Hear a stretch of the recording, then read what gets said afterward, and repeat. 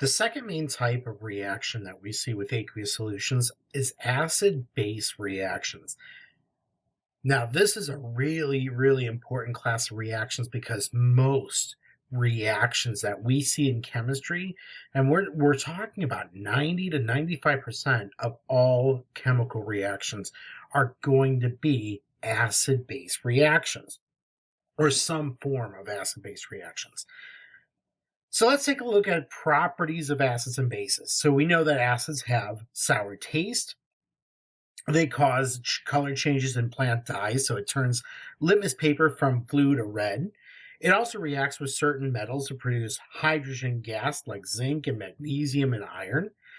We also know that acids react with carbonates and bicarbonates to produce carbon dioxide gas. And acids can conduct electricity because they are electrolytes.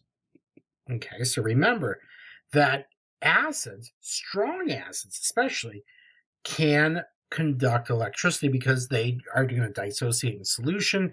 You're going to have these positive and negatively charged ions. They conduct electricity.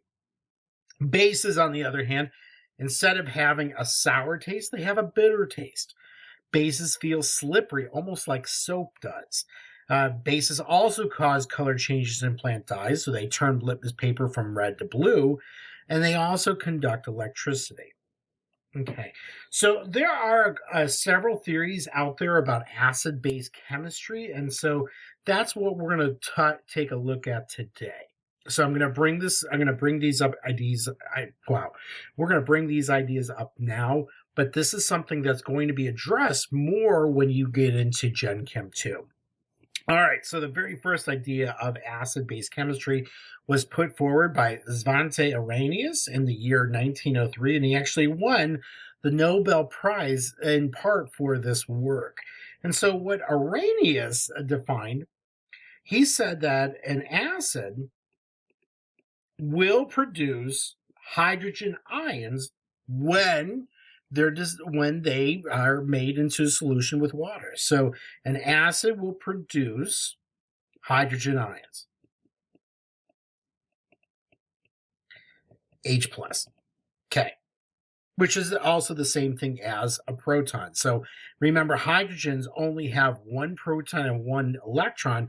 If you take away that electron, it's just a proton.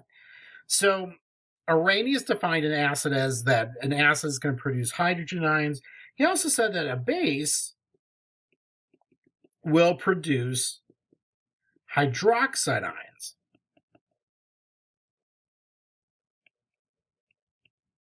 OH-. All right. Now, there is a problem with the way he's identifying a base. Acid's okay. It's the base one. Okay. What if you have a compound like NH3? We know NH3 is a base. That's ammonia. We know that's a base because it checks off all these lists up here. It has a bitter taste, it feels slippery, causes color change in plant dye, conduct electricity. But the problem is NH3, when you put that in solution, doesn't give off OH-. So that is a problem. So the problem here is that this theory limits what can be an acid or a base.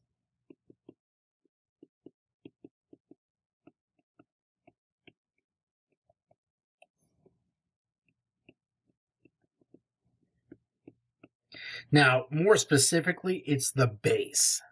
That's the problem. Hydrogen ion's okay, as we're going to see soon in a little bit, but it's the base. So then, if that was 1903, about 21 years later, two chemists, Bronsted and Lowry, independently worked on their own theory of acid-base chemistry. And here's what they decided. They agreed with Arrhenius and defined an acid as a species that gives up hydrogen ions. But instead of repeating that, they kind of modified it a little bit. So that way, if you're not dealing with hydrogens, you can still define what an acid is. So what they defined an acid was, instead of writing hydrogen ion, they said that an acid is going to be a proton donor. Okay. Now, a base they wanted to follow suit here. So instead of talking about instead of talking about hydroxide, they want to be more encompassing of what a base will do. So they defined acid-base reactions based on where the protons are shuttling in a chemical reaction. So they said that a proton, if a species gives up a proton or a hydrogen ion, that's going to be a base, be an acid. A base, on the other hand, is going to be a proton acceptor. So a species is giving up a proton, we say that that's an acid. If it's accepting a proton, that's going to be a base. Now, there is a third theory of acid-base chemistry out there, and that third theory is called the Lewis theory. And the reason why I'm bringing this up is that this guy, G. N. Lewis, he is the American father of chemistry, and we're going to talk a lot about G. N. Lewis, especially in the last quarter of the course. What he did was come up with his own ideas of acid-base chemistry, but he did so around the idea of the electron. So what he did was say that an acid is going to be an electron pair acceptor, and he said that a base is going to be an electron pair donor.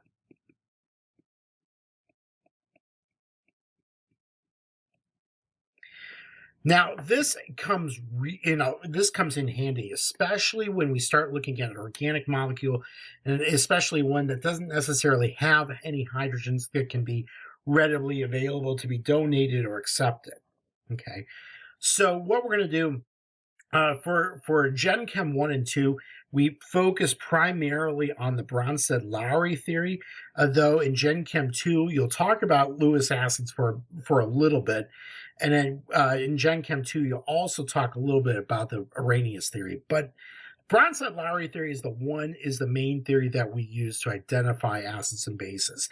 So getting back to Bronsted-Lowry theory, let's talk about this a little bit. So let's say you've got a reaction like this. HCl reacts with water and forms H3O plus and Cl minus. So looking at the reactants, okay, you got HCl and water, and then looking at the products, you got H3O plus and Cl. Now, H3O plus and water, these are related to each other. The only difference is that water on the left-hand side picked up a proton and became H3O plus on the right-hand side. Where did it pick up that proton from? From the HCl over here. So that means that HCl and Cl minus are related to each other structurally. The only difference is a hydrogen on the left-hand side. All right, so that means that HCl had to lose its hydrogen, and so HCl is going to be an acid. Who took in that hydrogen ion from the HCl? It's the water. So the water would be defined as a base. All right, so we got an acid and we got a base. Now, a lot of times, acid-base reactions also go backwards, okay? And so if this reaction was to proceed backwards, then we can define an acid and a base on the right-hand side. So if this reaction was to go backwards, Cl minus is going to pick up the hydrogen to become HCl. So this would be defined as your base on the right-hand side. H3O plus is giving up that proton to the Cl minus. So H3O plus would be your acid on the right-hand side. Now, to keep in mind that we're talking about an acid and a base that's in your products on the right-hand side of the reaction, what we do is put the word conjugate in front of acid and base. So that way we know that when we're using the word conjugate, we're talking about what's on the other side, on the right-hand side of the arrow. All right. So that's assuming if this reaction is going back and forth, we can identify what a conjugate acid is and a conjugate base. All right, so now that being said, let's fill out some stuff. So H3O plus, we said that this was a water molecule that picked up a hydrogen. This actually has a special name. We call this the hydronium ion. And this is, again, a water molecule that picked up a hydrogen or a proton.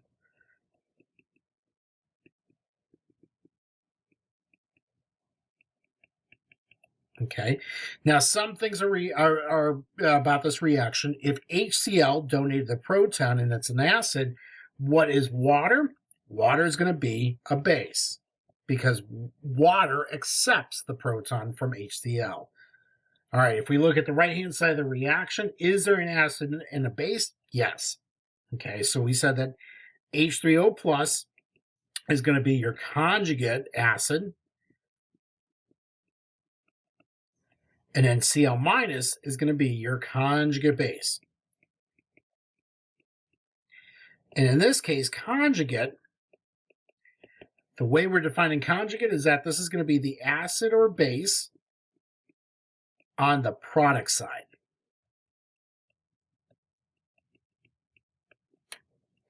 All right. So that's pretty much the basics of an acid-base reaction. When we take a look at an acid-base reaction, there's got to be an acid and a base on the left-hand side, acid and a base on the right-hand side, a lot of times.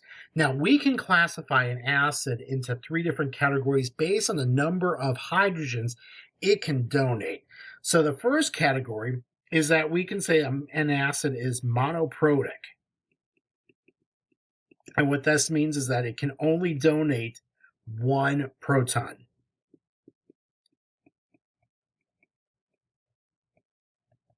Okay, like HCl, HNO3,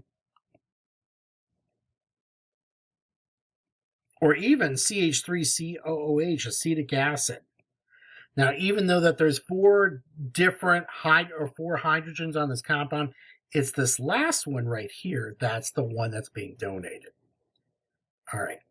So monoprotic means it can donate 1 proton. If it's diprotic,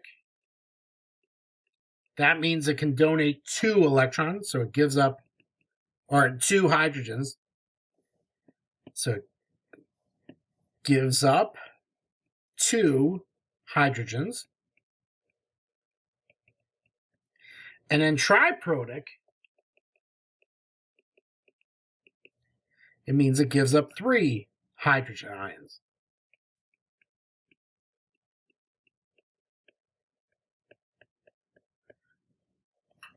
All right, so another way to take a look, if we take a look at another acid-base reaction, what if you had this? NH3 plus water yields NH4 plus and OH minus. Both of these are aqueous.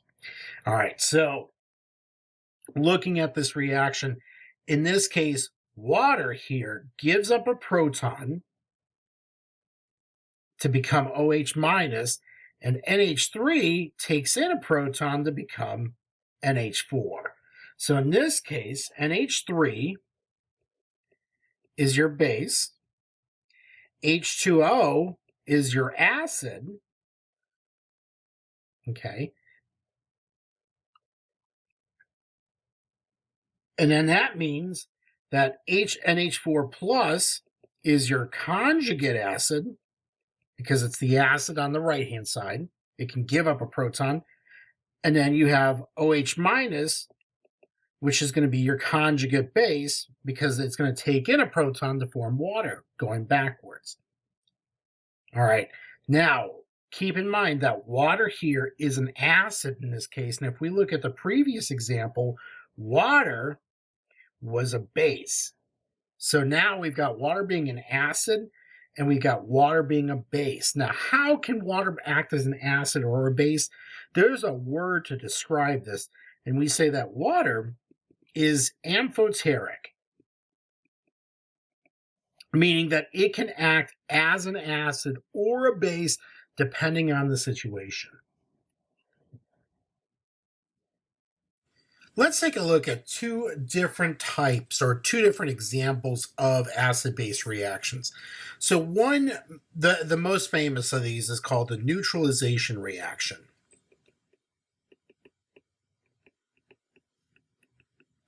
In a neutralization reaction, it's a reaction between an acid and a base that produces a water and an ionic salt. So this is a reaction between an acid and a base that produces water and an ionic salt. Where a salt is an ionic compound that's made up of a cation other than hydrogen and an anion that's other than hydroxide or an oxide ion. All right, so like an example, if we were to take HCl and react that with NaOH, the two products would be NaCl, which would be your salt, and water. Okay, and everything is aqueous except for the water. Okay, now if you were to start with equal molar amounts of HCl and NaOH, what would happen is that at the end of the reaction, you'd only have the salt and the water. There's no leftover acid or base. So that means that the pH would be equal because the pH would be at 7 because there's no acid or base left. It's just water and the salt. All right, now another type of reaction that could happen is when you deal with certain salts like bicarbonates or sulfites or sulfides, and they react to form gaseous products. Like what if you take Na2CO3, which is aqueous, and that reacts with 2 moles of HCl acid. Okay, that produces 2 moles of NaCl plus H2CO3. Now, H2CO3 is carbonic acid, and it's very unstable, and it breaks down right away pretty much to give you H2O and CO2. And another example is taking K2S and reacting with 2 moles of HCl, and you form 2 moles of KCl, your ionic salt, plus hydrogen sulfide.